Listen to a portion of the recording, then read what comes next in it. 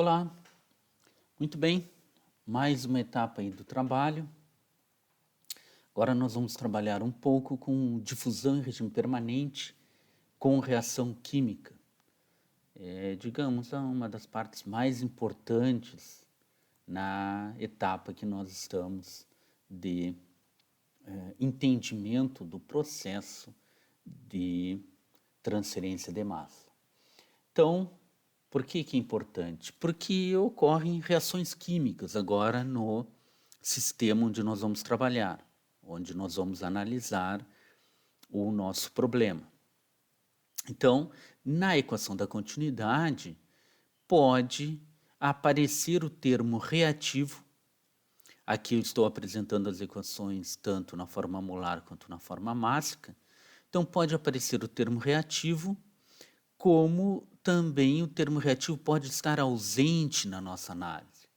Nós já vimos um primeiro momento lá nas condições de contorno, mas vamos ter um pouco mais de atenção agora e detalhamento nesse trabalho. Então, nós temos a primeira possibilidade, digamos assim, quando ocorre uma reação química homogênea. Ora, no nosso entendimento, quando ocorre uma reação química homogênea, ela se dá dentro do volume de controle, sim, e também em todo o meio onde possa ocorrer o movimento dessa solução, por exemplo. Como a reação química ocorre no interior do elemento de volume, o termo reativo aparece na equação do nosso trabalho, perfeito? Do trabalho, no caso, da equação da continuidade. Quando a reação química também ela agora é heterogênea, o termo ele pode estar ausente na equação da continuidade. Uma dessas considerações ou dessas possibilidades é exatamente quando a reação heterogênea ocorre na superfície do elemento de volume que estamos analisando. Essa reação, no caso heterogênea, ela entra como uma condição de contorno. Já analisamos isso anteriormente e uma das possibilidades é uma equação de primeira ordem, como está representado aqui nesse slide. A outra possibilidade é que agora a reação seja uma reação que ocorra no interior do nosso elemento de volume, no elemento de volume que nós estamos analisando, mas ela ocorre agora, sim, no interior do catalisador, onde nós denominamos os sítios ativos. Esse sistema ele é denominado um sistema pseudo-homogêneo, sim, e nós podemos analisar através da equação da continuidade, mas agora com a inserção do termo reativo na equação. E esse termo reativo ele vai aparecer e trazer com ele algumas características do catalisador, que nós, pouco mais adiante, vamos entrar com mais detalhes nessa particularidade. Perfeito?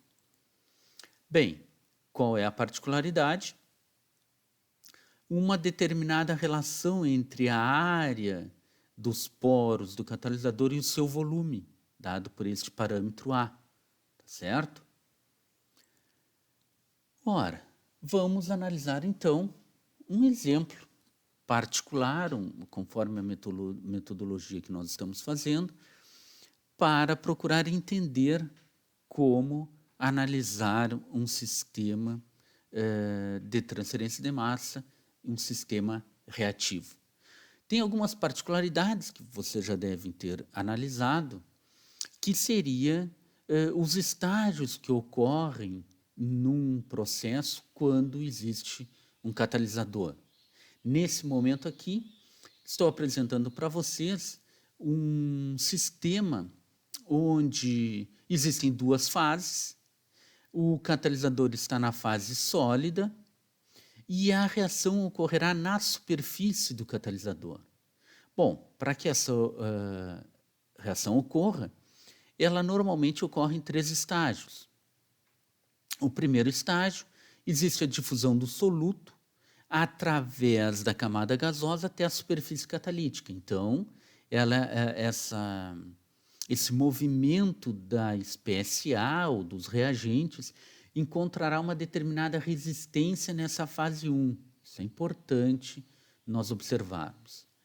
O segundo estágio é onde existe obrigatoriamente contato da espécie A, por exemplo, com a superfície catalítica e onde se dá a reação química. A última etapa, o terceiro estágio, seria justamente o movimento dos produtos, né, no sentido contrário, saindo então da superfície do catalisador e indo para a fase gasosa. Ora, analisando isso, nós entendemos que existe um fluxo da espécie A em direção ao catalisador.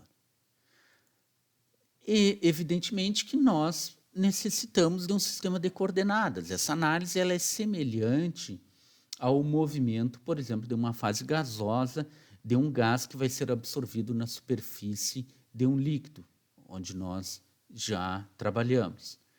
Então, nós temos um sistema de coordenadas. Normalmente, a reação ocorre numa espessura delta.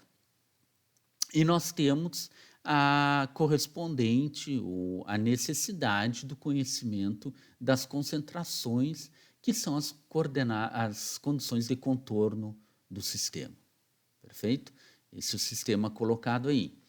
Ora, normalmente trabalhamos com temperatura e pressão constante, e para ficar claro aqui, a reação ocorre na superfície do catalisador. Então, vamos observar aqui que se nós colocarmos a nossa análise, o elemento de volume na fase gasosa, a reação química vai aparecer como uma condição de contorno no sistema. Isso é uma observação que nós temos da situação física, perfeito? E já comentado também lá anteriormente nas condições de contorno. Continuando então, vamos para a modelagem, colocamos a nossa equação da continuidade, com as considerações, regime permanente, sem reação química homogênea, quer dizer, a reação química não ocorre dentro do volume de controle, porém ocorre na superfície, ela vai aparecer como uma condição de contorno, fluxo unidimensional em Z. Aqui eu não coloquei o sistema de coordenadas cartesiano e já vamos direto para a constatação da equação diferencial do fluxo na direção Z, sendo nulo e, portanto, isto levando a um fluxo da espécie A constante, conforme nós já trabalhamos também. Se nós considerarmos uma reação irreversível ou uma reação de pseudo-primeira ordem na superfície do catalisador, dado, por exemplo, A como reagente, B como produto, nós precisamos analisar os fluxos da espécie A e da espécie B no meio onde nós estamos colocando o elemento de volume. Isto foi observado lá quando trabalhamos com uma contradifusão equimolar, último slide do vídeo anterior. Portanto, necessário estabelecer a relação entre esses fluxos. A relação entre esses fluxos, dada pela equação, pelos coeficientes, nós temos, por exemplo, uma possibilidade NB, o fluxo de B igual a B sobre A, multiplicado pelo fluxo do A. Se B igual a A, o termo B sobre A é unitário e, portanto, nós chegamos num tipo de solução que é semelhante a contradifusão equimolar. Vamos permanecer com B sobre A e, portanto, vamos ter uma relação de A e B que é dada, que nós denominamos como um parâmetro alfa, certo? Esse parâmetro alfa, então, nos auxilia no trabalho matemático e ele é introduzido na equação do fluxo, perfeito? A e B, lembrando que podem esses coeficientes serem diferentes e nós analisarmos eles de acordo com a equação que está ocorrendo na superfície do catalisador. Colocado, então, substituído na equação diferencial do fluxo, que é igual a zero, nós substituímos a equação e vamos à solução dessa equação diferencial, colocando as condições de contorno,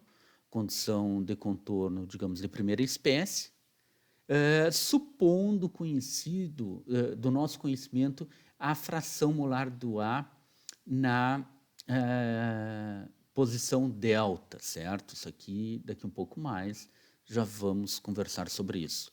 Solução da equação aqui é lógico, conforme o nosso procedimento aí, encorajo vocês a resolverem a equação diferencial, obterem as constantes C1 e C2 para substituírem na equação geral e chegarem na solução particular. Então, essa solução particular, dada em função do alfa, o YA é a fração molar do A ao longo da fase 1, certo? Onde nós colocamos o elemento de volume, YA delta a concentração na superfície do catalisador e YA0 a concentração numa determinada posição distante do catalisador. Perfeito? Então, vamos a algumas análises aí que precisam ser realizadas. Como nós não conhecemos a fração molar do A no sistema, nós recorremos ao conhecimento da reação química que está ocorrendo na superfície do catalisador. Nesse caso, uma reação química heterogênea de pseudo-primeira ordem. Sim, ela é dada por uma equação que nós já conhecemos há algum tempo, né, uma equação de primeira ordem, segundo uma determinada velocidade da reação. Podemos explicitar o YA delta, então nós temos uma relação entre o fluxo e a velocidade da reação, assim como a concentração do meio. Substituindo na solução particular, nós temos então agora a solução particular dada em termos do fluxo e do conhecimento da velocidade da reação do nosso sistema. Perfeito? Bom, algumas análises cabem. Por exemplo, se a reação for uma reação rápida, perfeito? Ks tende a infinito e, sendo a velocidade tendendo a infinito, nós podemos, no caso, zerar este termo da equação e ficamos com uma situação bem mais simples para o trabalho, tá certo? Onde não entra, então, no perfil de concentração a influência da velocidade da reação na superfície do catalisador. Perfeito? Vamos, então, àquela questão que sempre aparece, que é o cálculo do fluxo. Sim? O cálculo do fluxo, nós recorremos à equação em função da concentração da fração molar do A, sabendo que o fluxo é constante, porque nós já obtemos lá do modelo. Perfeito? Se nós executarmos essa integração em função dos limites da integração para a posição 0, y0, na posição delta, y delta. Sim? Nós obtemos a equação e, com isso, retornamos ao momento onde precisamos calcular a fração molar de A na posição delta. Perfeito? Essa concentração, então, ela pode ser expressa em função da equação que nós já conhecemos de transporte também da espécie A. Tá certo? Bem, se nós igualarmos as equações, sim, NaZ, 1 sobre alfa, a concentração, difusividade delta, e nós temos a relação entre a fração molar do A na posição delta e a fração molar do A na posição zero. Com isso, nós podemos, no caso, ter uma relação entre a fração molar na posição delta, perfeito? E a relação que nós temos da difusividade da velocidade cinética no sistema, perfeito? Bom, o que acontece é que no momento em que nós procuramos calcular o y a delta com as nossas condições colocadas, por exemplo, para uma situação onde o alfa é nulo, nós chegamos numa indeterminação, perfeito? Porque nós vamos substituir o valor do alfa, e essa indeterminação nesse coeficiente do log neperiano nos fornece um resultado 0 sobre 0. Aí recorremos a uma regra de L'Hopital, aprendemos isso lá em cálculo 1, né? E aplicando a regra de L'Hopital, aqui lógico, encorajo fortemente vocês a recordarem, nós chegamos que aquela relação do log neperiano é dada pela diferença entre y a zero e y a delta. Voltamos na equação, substituímos, e com isso nós podemos explicitar a fração molar do A na posição delta. E chegamos em uma questão importante aqui, que esta fração molar do A na posição delta, é lógico, ela é dependente do movimento, que agora eu já vou analisar isso, do movimento da espécie A através da fase 1, e também é dependente da velocidade da reação, certo? Assim como da própria espessura delta.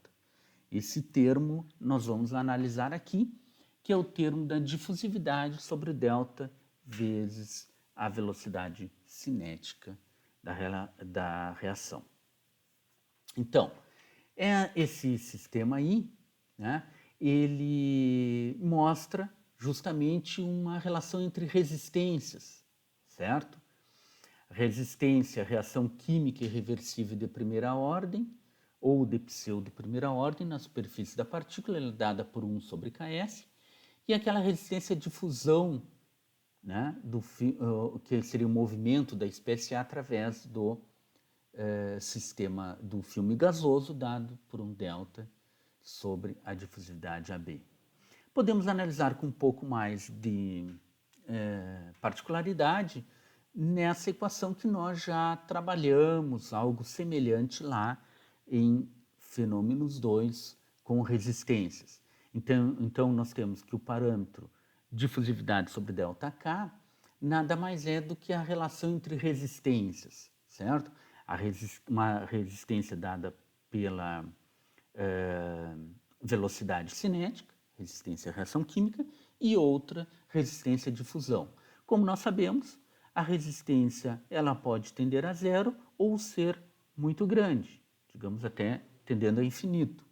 Vamos analisar essa situação. Como fazemos isso? Por exemplo, um momento onde a resistência à difusão vai controlar o fluxo da espécie A na superfície da partícula. Bom, nesse caso, nós temos que o YA delta tende a zero, sim? E se nós substituirmos esse YA delta zero na equação, nós chegamos que para qualquer valor do alfa, certo? Uma vez que o Y delta tende a zero, sim? Nós temos que a equação do fluxo pode ser calculada por essa equação que nós estamos observando, sim? Isto para a posição z igual a delta. Esse fluxo, então, ele é obtido quando se tem reação instantânea na superfície da partícula, certo? Isso é uma característica das reações rápidas, que apresentam a velocidade cinética tendendo a infinito, a velocidade muito rápida, perfeito? Isso faz com que a concentração Y a delta tende a zero na superfície da partícula porque ela é consumida muito rapidamente, perfeito? Bem, uma outra possível análise desse parâmetro, dessa relação entre as resistências, é quando a resistência à reação química controla o fluxo do soluto na superfície do catalisador. O que significa isso? Y a delta é praticamente o Y a zero. Quer dizer, ao longo do caminho ou da espessura delta, não existe uma variação significativa da fração molar do ar. Com isto, significa o quê? Que a velocidade tende a zero, ou seja, a reação química na superfície do catalisador é muito lenta. Importante isto, né, no entendimento do processo reativo. Uma outra informação que nós podemos obter ainda da relação da difusidade sobre um delta vezes o K é que à medida que o delta, que é a espessura onde nós temos de deslocamento da espécie A, ela eleva-se, né? À medida que ela aumenta, ela eleva a influência da resistência à difusão no fluxo global, porque espera-se, evidentemente, que nós tenhamos um caminho maior de deslocamento da espécie A e, com isso, evidentemente, o fluxo difusivo é mais importante. Nessa situação, então, por exemplo, quando o Ks tende a zero, a zona da reação é desprezível e leva isso a um delta praticamente nulo, perfeito? Isso é uma outra análise que nós podemos fazer. Com isso, temos uma visão geral, então, da reação heterogênea na superfície do catalisador, que vai permitir o trabalho e a solução de diversas equações onde não existe a penetração da espécie A no catalisador, ou uma superfície não porosa. Continuamos num próximo momento, mas aí analisando uma outra situação que envolva o catalisador. Até lá.